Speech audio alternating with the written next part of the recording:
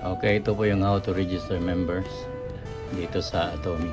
So, kailangan mo puntahan yung join us. Yan, yung join us. Click mo yan, so lalabas ito. So, may mga ano siya, steps. Step 1 is choose your status. So, dito po mayroon siyang dapat 18 years po. Pag sa labas po, foreign living abroad, 20 years and older. Dito po tayo sa Philippines kasi Philippines po tayo. Yan. Click natin yung yes. And then, ayan, may agreement po babasahin. So, kailangan natin i-click itong all agree. Dapat din basahin niyo po yung agreement dyan, kung ano agreement ng company para hindi natin ma-violate yung agreement. So yan, pababa. So click natin all agree. So naka-blue na yan lahat. Scroll natin pababa. So yan. So naka-blue na lahat. So yan. Mayroon nakalagay sa ibaba is confirm. So i-confirm natin. Yan, confirm. So ito na tayo sa step 3. So yan, ilalagay na natin yung pangalan. So yan, information. Okay, so ipifill up natin yung pangalan. Ayan. So fill up, ano yan, babae ba, female or male. Yan, female or male. So name, first name, middle name, yan, last name. Dapat po, careful po tayo maglagay yan. And then itatype mo lang dyan yung pangalan. So dito may yan, gender, female or male. So click mo yan. Pag female, click mo ito. Pag male, click mo dyan. So male yun i-register ko ngayon. And then Filipino nakalagay dyan. So hindi po foreigner.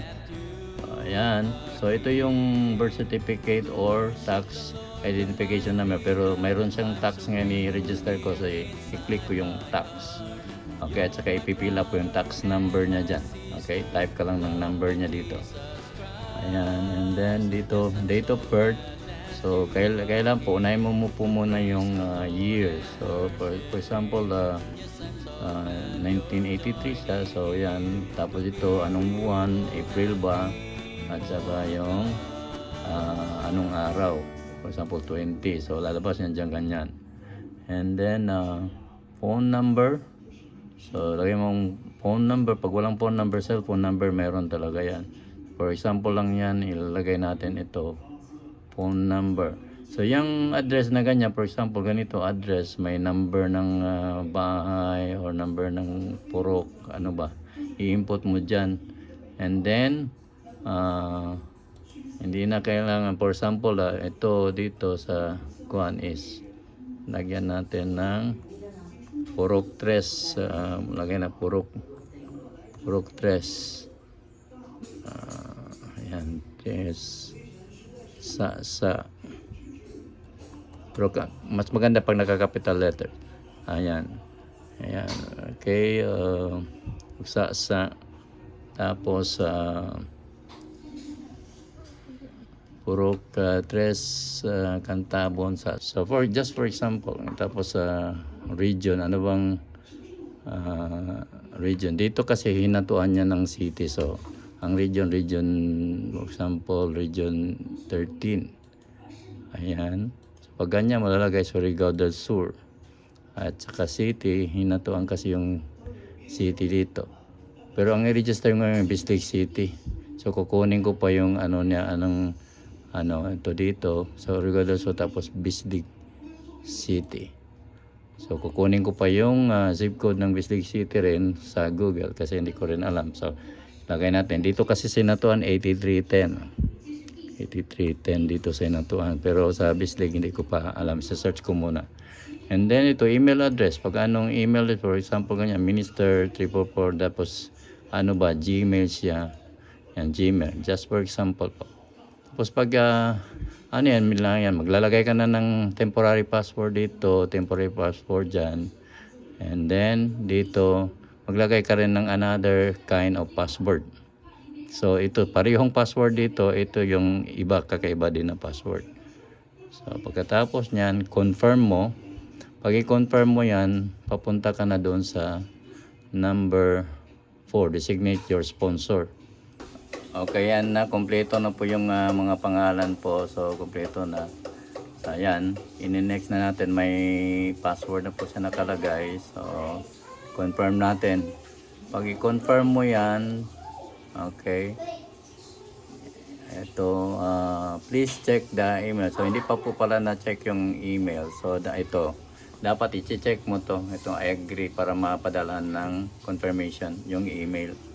At saka dito, nakalagay na yan dyan. So, pag, do you want to register your spouse, nakalagay dito, secondary member. Pag hindi po, kasi isang account lang yung couple. So, mas maganda pag isang lang account. So, mga anak ilalagay sa ibaba.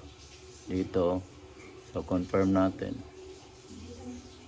Confirm. So, never save na lang lagay natin. And then, so, ang next ngayon is, ayan, designate your sponsor. So, dito nakalagay sino yung sponsor. Saan siya ilalagay sino yung susundan niya sa membership.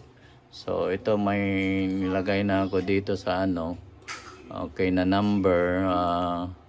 May number na nilagay ko dito. Ayan, ito. So, yan ang susundan niya ngayon sa downline. So, ayan. I-copy ko na lang. And then, kasi may kinopya na ako na number. So, makikita mo rin sa line A dyan yung number niya. Okay, so ayan. So, finish ko na lang dyan yung number. So, pagkatapos mong i-paste, i-search mo lang, lalabas na yung sino yung yung number na. So, ilagay mo lang dito, confirm mo, pupunta na yung pangalan doon sa sa sponsor's name. So, sponsor ID, sponsor name, tapos anong center ito. Kami kasi ngayon wala pang center dito, gagawa pa ko ng center dito. So ngayon pagadian ko muna, kasi pagadian yung upline ko. So ilagay ko muna yung pagadian diyan, nakalagay automatic na yan. So kung anong center, pag dito makagawa na tayo, dito na naman sa Hinatuan, Surigao. So yan, i-confirm ko na yan. Pag confirm mo, ayan, step 5 is simply application complete. So, kailangan mo i-check muna lahat. I-check mo yung mga entry pag wala bang mali sa mga spelling, sa mga birthday, mga number, ayan. Okay? So, ayan. So, pagkatapos, na natin. Okay?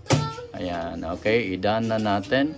So, pag done mo, yan, done mo, mayroon na siyang number dyan nakalagay. May ID, at saka may temporary, So, ayan, nakalagay. So, okay.